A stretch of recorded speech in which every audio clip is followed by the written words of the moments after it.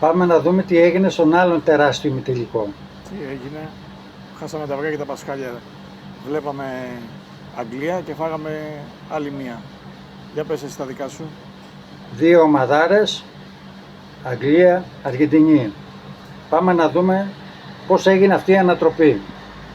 Κέρδισε δίκαια Αργεντινή, πανάξια, πάρα πολύ δίκαια, γιατί έκανε κάποια πράγματα πολύ καλύτερα από ό,τι έκανε η Αγγλία. Η Αγγλία μέχρι το 60 ήταν ομάδα.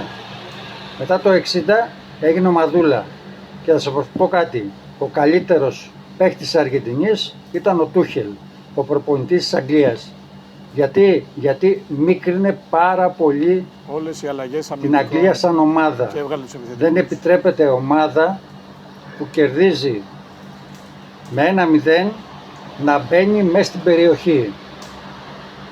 Είναι απαράδεκτο.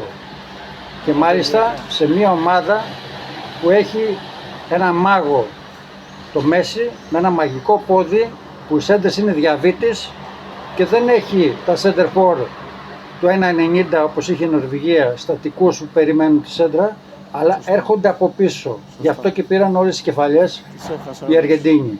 Η Αργεντινή από το πρώτο λεπτό μπήκε με τσαμπουκά μέσα να κόψει τον αέρα των Άγγλων. Το κατάφερε. Αν και προηγήθηκε η Αγγλία αντίθετα με τη ροή του αγώνα. Από εκεί και πέρα δεν υπήρχε άλλη ομάδα στο γήπεδο.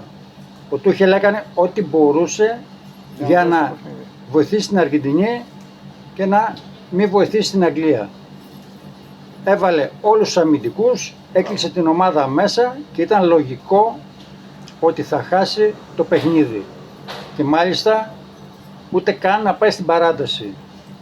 Ήταν πολύ καλύτερη η Αγγλία, η Αργεντινή, συγγνώμη. Ήτανε.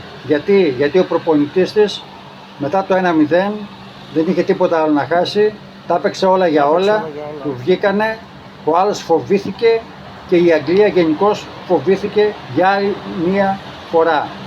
Οι losers θα τους κουβαλούνε συνέχεια. Έτσι.